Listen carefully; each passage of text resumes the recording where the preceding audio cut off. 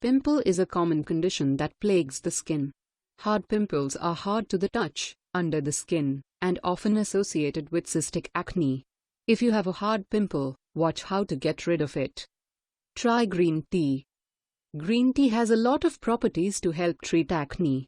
It is anti-inflammatory and has been shown to help reduce oil production. Studies have shown that green tea is a good natural acne remedy. Soak green tea bags in warm water and apply them directly to the hard pimple. The tea will act as an astringent to draw out the pimple and help reduce inflammation. You can also use the brewed tea on your face.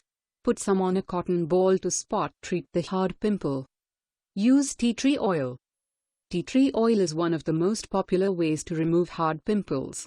It has antiseptic, antifungal, antibacterial, and anti-inflammatory properties.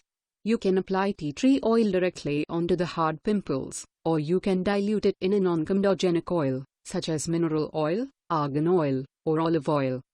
Put some tea tree oil on a cotton ball or a fingertip and apply directly to the deep pimple. If you have a sensitivity to tea tree oil, use a carrier oil.